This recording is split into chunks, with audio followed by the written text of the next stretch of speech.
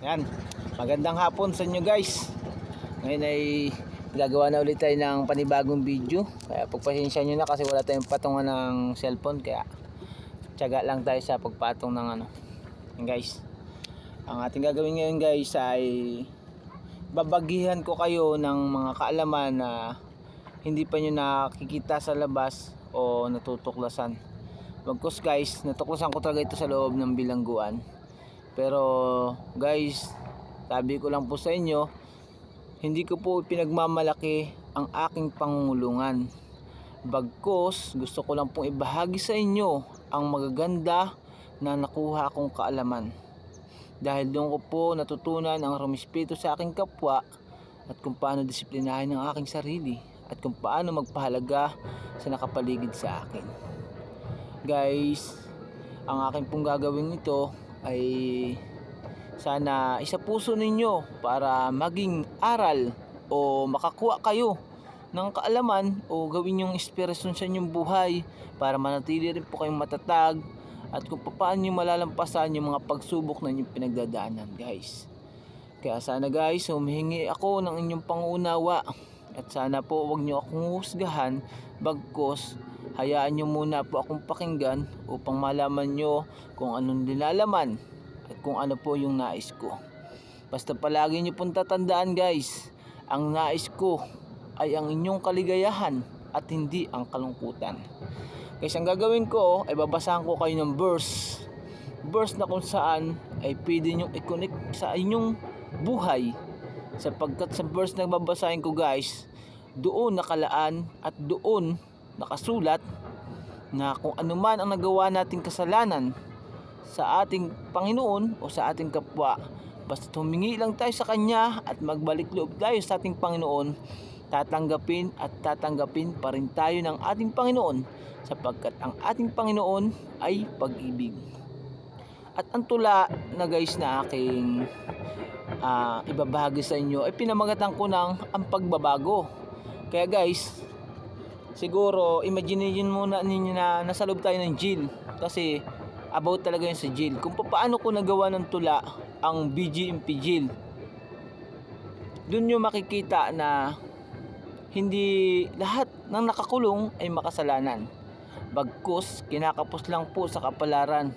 Kaya guys, sa mga hindi pa alam o sa hindi pa nakakabisita sa loob ng bilangguan, huwag nyo pong katatakutan ang mga nasa loob ng bilangguan. Bagkus kung noon po sinasabi nila na ang lahat na nakakulong ay mga tarantadong barumbadong ayaw magbago.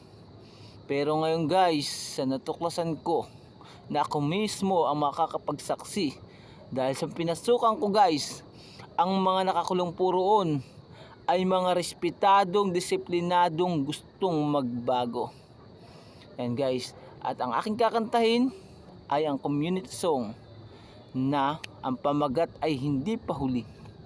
Yan guys, kaya sana po guys inyo pong panoorin at pakinggan ng mabuti ang aking ilalahad sa inyo. Ito po ay bukal sa aking puso na ibahagi sa inyo. Kaya sana guys, pakiusap po lang, huwag nyo po akong husgan. Yan. Ang verse guys nating bibigkasin ay galing pa sa Lucas 15. Sinabi pa ni Jesus, may isang taong may anak na 2 lalaki. Sinabi sa kanya ng bunso, Ama, ibigay na ninyo sa akin ang mamanahin ko. Hinati nga ng ama ang kanyang ari-arian.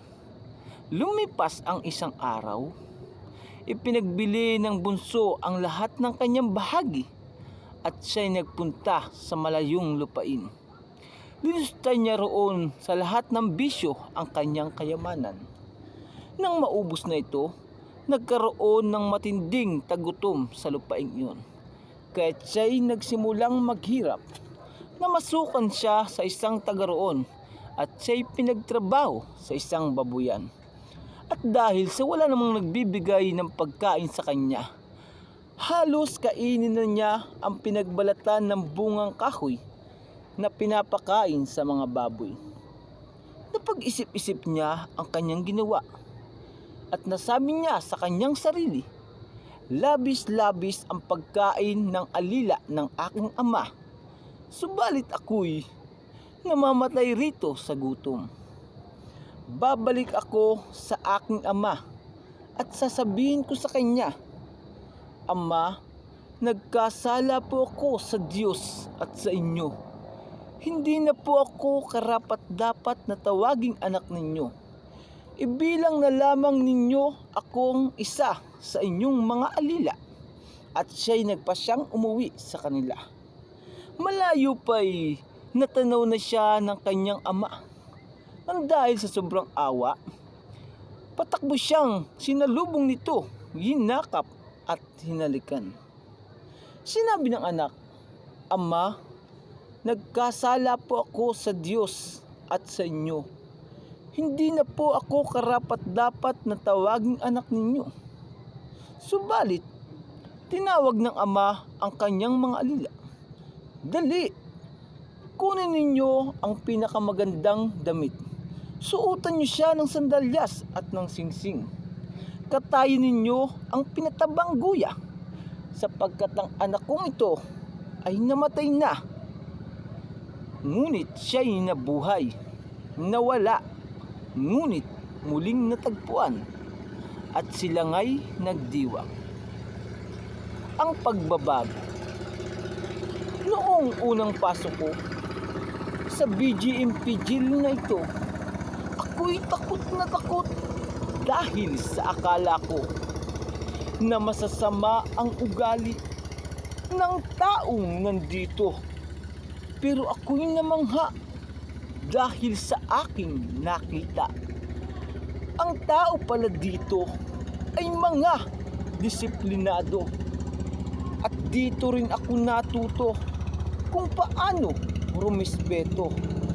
Ate at kuya ang tawagan namin dito. Kami nagkakaisa at walang naagrabyado. Kaya naman, hindi lahat ng naging preso ay masama ng tao. At ako ay nakuntinto dahil sa BGMP ito nawala ang aking mga bisyo. Natuto ring magsalita sa harap ng maraming tao. Sa tulong ng TC Morning Meeting, lumabas ang aking talento.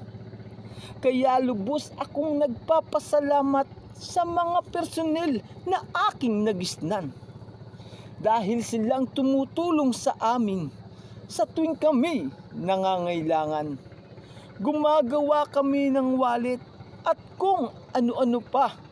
Kaya kahit nandito kami sa piitan, kami ay kumikita.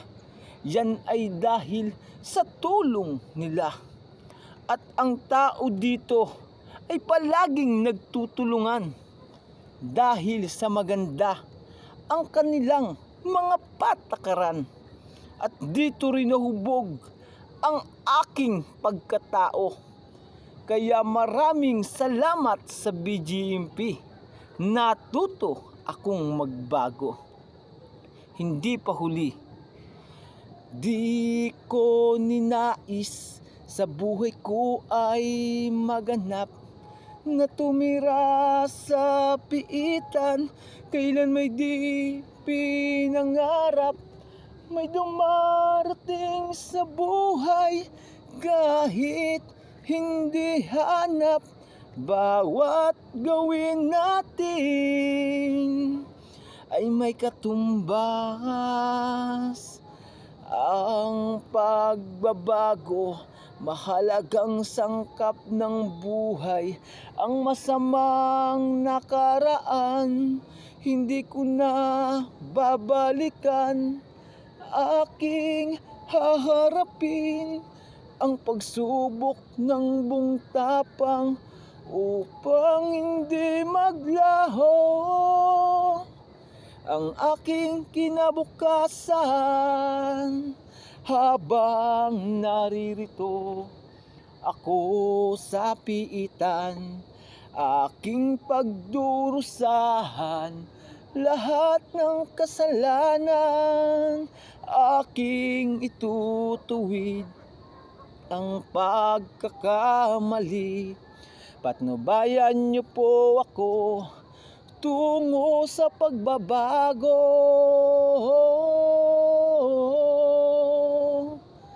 Ang pagsisisi laging sa huli, ang pagbabago hindi pa huli.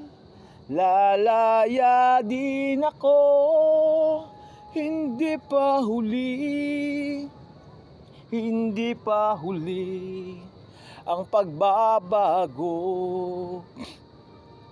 Ako naman ay tao pangkaraniwan, may mga pangyayaring mahirap maiwasan. Malaki man ang aking nagawang kasalanan, magdurusa na lang ayon sa hatol ng hukuman. Habang naririto ako sa pitan, aking pagdurusahan lahat ng kasalanan, aking itutuwid ang pagkakamali. Patnubayan niyo po ako tungo sa pagbabago. Ang pagsisisi laging sa huli, ang pagbabago hindi pa huli. Lalaya din ako, hindi pa huli, hindi pa huli ang pagbabago. Ang pagsisisi laging sa huli, ang pagbabago hindi pa huli. Lalaya din ako, hindi pa huli, hindi pa huli ang pagbabago, hindi pa huli, hindi pa huli, hindi pa huli.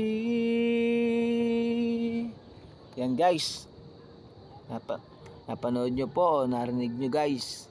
Lahat ng aking linalaman guys, wala pong masama doon. Lahat po ng aking sinabi ay totoo po yun. Kaya guys, kayo na po ang bahala na kung ano ang sasabihin nyo sa akin, kung inyo po akong magugustuhan o hindi. Basta ang mahalaga sa akin guys, mahal ko kayo.